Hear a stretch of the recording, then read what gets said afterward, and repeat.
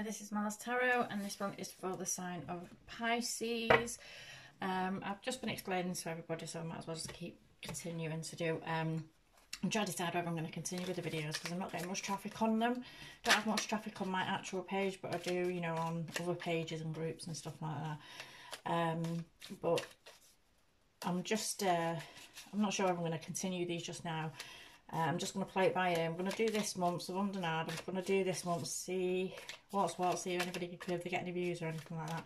And if not, then I might just like kind of pack it in for a bit. I shall see. So the first thing I'm using is the Spirit Song as a bit of an oracle, just to see what just to see what energy's playing with this month for Pisces. So for yous we have, there's the camera, with the Eight of Crystals, and it's dedication and progress. So the Eight of Crystals is equivalent to the Eight of Pentacles, and that's all about kind of putting in hard work and seeing, you know, like kind of putting work in to something and it actually manifesting and seeing your progress. It's about, I mean, it can speak to things becoming repetitive, or doing a repetitive job, or finding things that are a bit repetitive, or that you've learned your skill and now you want to expand and do something new and something more. It can speak to that, but it mainly speaks to that you have mastered what you're doing and you are able to put in the effort and energy and receive back in return consistent results for what it is that you're doing. So for, and the messages here is dedication and progress, as I say. So get one for dedication, please. And this could be speaking about anything, to be honest with you. So for dedication, we've got temperance. I've got the temperance card there. So for dedication and temperance, you know, it might well be that it might not even be a job. It might be that you're putting effort and energy into yourself, into bettering yourself. You might be trying to move yourself beyond a situation or out of a situation that you found yourself in, and you're starting to see the results of like the work that you're actually putting in. And this could be to do, I mean, you know, temperance, we always say, it could be to do with overindulging in something. So it could be that you're reining yourself in, where you might have you might have got a bit out of control at some point, and now you're starting to rein yourself in and get yourself back on track with something. It could also speak to try to just better yourself, try to better your situation, better your home life, try and make improvements within yourself, of yourself. And it could even be speaking to that kind of getting into spirituality and bringing balance into your life where things might have been a bit chaotic. So with the dedication to the temperance, it's like you are seeing the results of the hard work that you've put in to whatever this is speaking about. You are actually seeing the results of it. You are seeing that you are making consistent results as well. So it's like the effort and energy that you're putting into it is paying off. And you're finding that life is giving you a bit more balance because of that, because you are actually putting the time and effort and energy into it. Because I think for a lot of us, we can start doing something, and then we can get sidetracked, or we can get waylaid, or we can just get fed up or bored, you know, especially if it becomes a bit repetitive, or if it's hard, if it's difficult. You know, if you were thinking about bettering yourself and it was something like getting over an addiction or something like that, it can be difficult. So we can slack off, or we can go backwards on it, or, you know, we can just like kind of let things get away from us in that manner.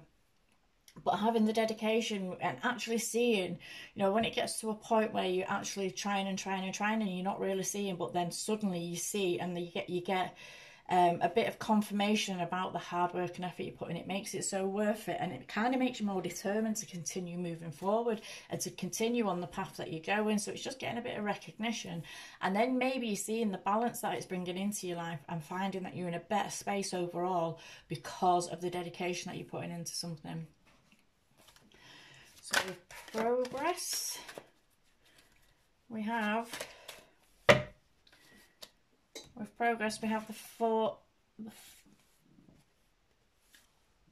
the Four of Cups. So this could be to do with turning, I mean, the first thing that popped to my mind there was like she's turning, a glass is being offered to her and she's turning her head away. So it could be to do with vices, it could be to do with bettering yourself or getting over some kind of an addiction or something like that. But it could also be, you know, because there's flowers, there's actually flowers in this cup that she's being offered.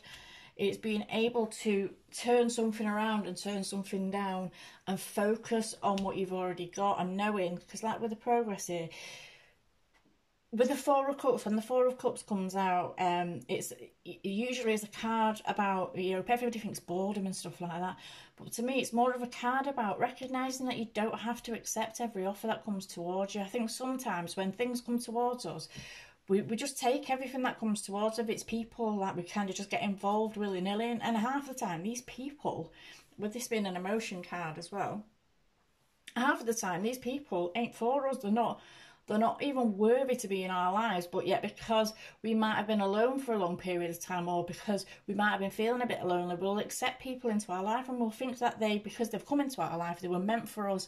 And that's not always the case. And it's the same with jobs and, you know, all different things like that. So if you're not happy in a situation, I feel like you're moving beyond the situation, and you're learning that you don't have to accept everything that is being offered to you. You're being able to get a bit of self-control of yourself there, and take time out and like weigh up the options that do come towards you, and so you can decide whether it's something that you want to partake in. And I think the progress part of that there comes in, because that is progress, learning that we don't have to accept everything that comes towards us, be that people, be that jobs, be that ways of making money, may be that like kind of if you're around people who want you to go out drinking all the time and stuff like that, or smoking, or, you know, just things like that. We don't have to partake in it. It doesn't have to be for us. And being able to have that kind of the discernment within yourself to go within and not automatically jump on every option that comes towards you, that is progress. And I think that might be the progress that you're seeing, that you're able to kind of just go within and know that you don't have to jump on every opportunity, and the likelihood of you missing out because you're not grabbing at every opportunity is very small, really, because not everything is for us. But that's not to say, you know, especially because it could be speaking about any opportunity, it's not to say not to use your discernment and figure out what is for you. You don't have to instantly grab onto something. You can take a minute to think about it and then proceed forward, because especially if it's a person and they're coming towards you, and then you go, hang on, let me think about this, and then they go toddling off and disappear or get with somebody else, then they ain't for you. You know, don't trick yourself, don't kid yourself into believing that that person is for you, because they ain't for you if they're so easily swayed off and gone off somewhere else. You take as much time as you need to go over things and think things through. And the same goes for a job as well. Although you might feel like you're inclined to like really jump on a job, don't allow yourself to be trapped into something that you might not be happy with, especially if you're signing contracts or you're agreeing to periods of time where you are going to be working at a place. You know, take a minute to think about it. So these ones are more for the connections around you at the minute. I'm not taking any jumpers from these. This is about connections around you. So this could be friends, this could be lovers, this could be work colleagues, this could be just like friends, counsellor, anything, any kind of connection around your bonds around you at the moment.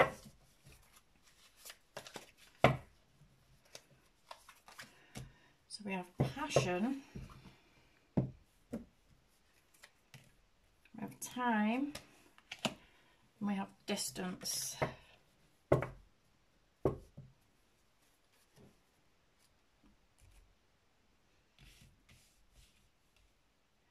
So passion, time and distance. So this could be speaking to like a long distance type relationship. If it's not a long distance relationship, it might be something that's gone on for a long time. It's something that's gone the distance. This might be a nod to like bringing passions back in, or a need to bring passions back in, because sometimes in time, over time, we get a bit complacent about like the effort and energy that we're putting into things, and it's like almost like people become we just expect them to be there that often. We take them for granted. They kind of come a bit invisible to us.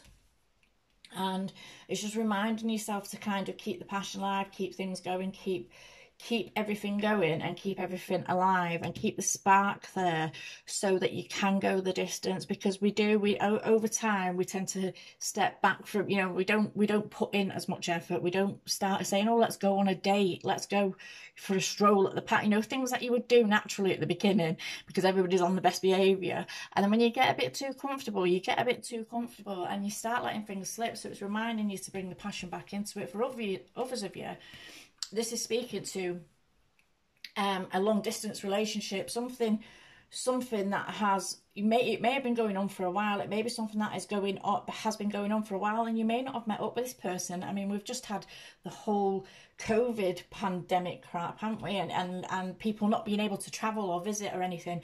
And it may well be that you've had a long distance relationship going on with someone for a while, and you're worrying about the passion like kind of not being there anymore because you've not been able to see each other, because you've not been able to put the time into each other. Sure, you can keep contact and keep going over the internet and things like that, or over the phone, but when you're apart from each other, it's difficult to keep the spark alive, and you may be worrying about that. It may be now that it's time that you are going to start bringing the passion back into it, because the airports and everything are opening, and you are able to get back into the swing of it, get back into the relationship with somebody. But it may mean that you're having to travel, or you or they are having to travel to do this. And this is where you're going to find out about the passion. You know, you might never have actually physically met this person, and you're still waiting to see if there is passion there. You could be still waiting to see if there is passion there. Because, you know, when we speak to people, I've done it before, where a guy from London, and got on fantastic with him, amazing with him and everything, and he come up and stayed at a hotel in Manchester, and I went to visit him at the hotel, and went to like a party at the hotel, and it was just there was no chemistry, there was nothing, absolutely nothing, which is weird because I'd seen pictures of him, I'd spoke to him on the phone, online, and just chat, and it was so awkward and uncomfortable, and I felt so bad for him because he was at the hotel for 2 days, and I did spend the 2 days. I didn't stay at the hotel with him, but I did spend a few days with him, going out doing stuff and that. But I just know it was just, and there was nothing there. And it's sometimes when we get into these long distance relationships, you don't know if the passion's going to be really there when you actually meet up. When it comes time to meet up with the person, you don't know that the passion's going to be there. So it might be time to find out whether this passion is going to be there, and you're going to go the distance with someone, or you're travelling to see someone that you may have spent a lot of time getting to know, but you've never actually met, to see whether the passion's there. And I think with the passion can't be in here, I think the passion might actually be there for you, so it might be a good omen. All right, I'm going to leave that there. Thank you.